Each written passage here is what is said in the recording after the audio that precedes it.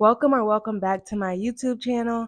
Today, I'm going to be giving you different tips on how you can grow your social media account because we all know the more views you have on your accounts, the more chances you have of converting your followers into potential buyers. So I think that's really important, and that's step one on getting sales in your crochet business. I want to add in and say that it is very much possible to do this full time and have a successful crochet business. It just takes a lot of time, effort, dedication, and don't expect to do this full time like overnight because that's not going to happen. That's very unrealistic. You literally have to put in so many hours and just like it takes a lot of time basically. And I want to be looking off to the side at my notes to make sure I don't miss anything.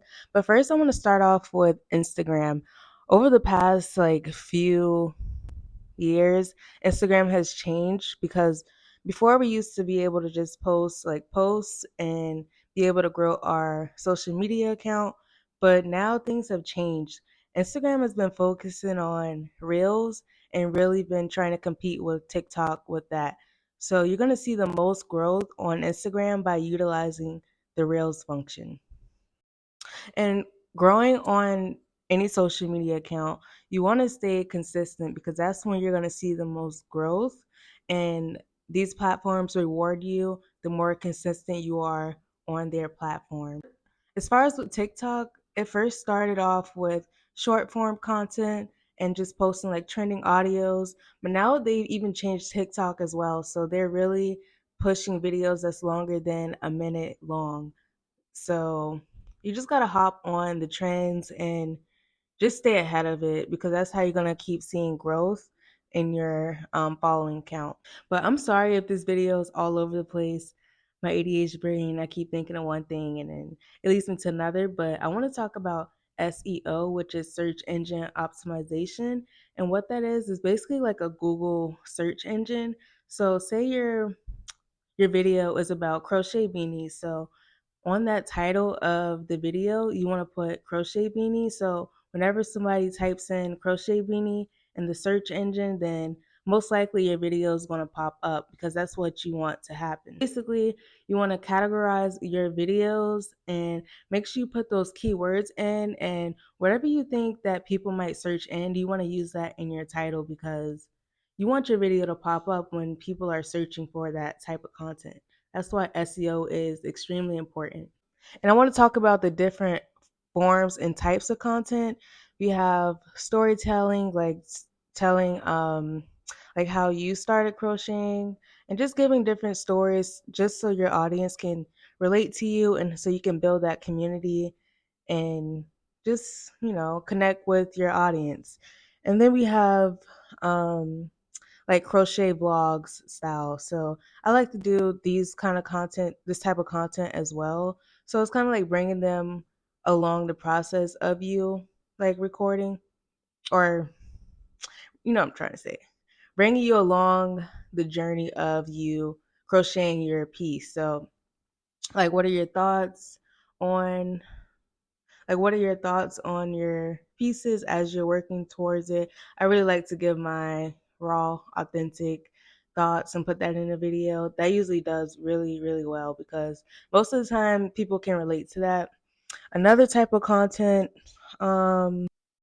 is following the trends, so like the trending audio on each platform. I know with Instagram they have like an arrow where you can tell if the audio is trending, and with not TikTok but Instagram. And then with TikTok, if you go on your For You and you just scroll, you can hear a sound more than 2 or 3 times, then you know that audio is trending.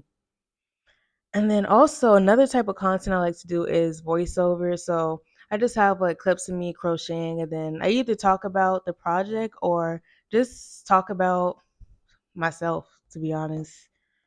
It's really nothing special. It's just opening up to your audience and getting them to relate to you on a different level because that's how you're going to stick out and stand out from other crochet artists because there's a lot of crochet artists now, and we're pretty much already like always doing the same thing. So you want to be able to make yourself different by putting your story into your content.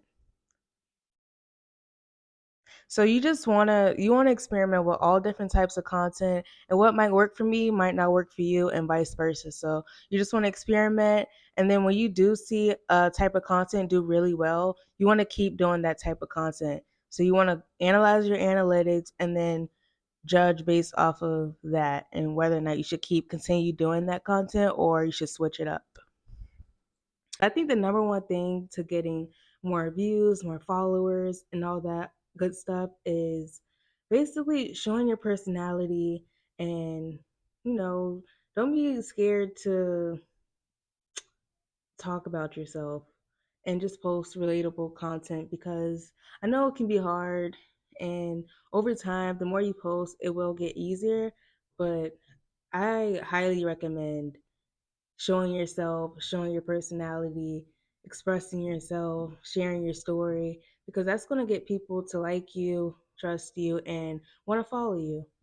And I know sometimes it could be hard and like kind of scary to put yourself out there because we do have those mean people who get off by like being mean to you for no reason because their life sucks. So you do have to kind of worry about that and get used to that. And you got to have sort of a tough skin because that can affect you if you're not used to being bullied online or in general.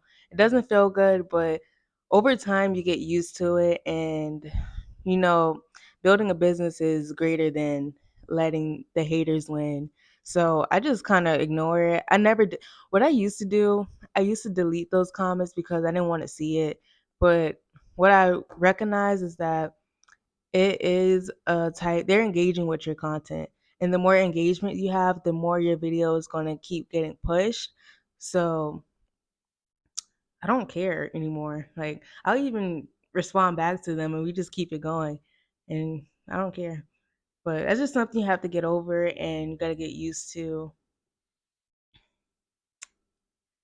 And as far as call to actions, I think that's really important when it comes to growing your following because just a simple be sure to follow if you enjoy this type of content can go a really long way because sometimes all you need is a reminder and they're just scrolling all day and sometimes you don't think about following. So if you just leave that little reminder, then they might follow. And also, some other call to actions would be share with a friend if you enjoyed it or found this video entertaining or helpful. Um, like this video, just different call to actions, whatever you want them to do. Usually, like they listen. But I think people follow you for three different reasons. If your video is informative, relatable, or entertaining. So if you, um, if you're editing your video and you wouldn't think that it's entertaining or if you wouldn't watch it, then 9 times out of 10 other people won't watch it either. So like for me, I like to change my clip on my videos, like each clip be no longer than 5 seconds because our attention spans are so short. So I like to change a different angle, a different transition just to keep the video interesting. And I always ask myself, would I watch this video? Because if I wouldn't, then I need to change something about it. So like play around with the editing and just have fun with it.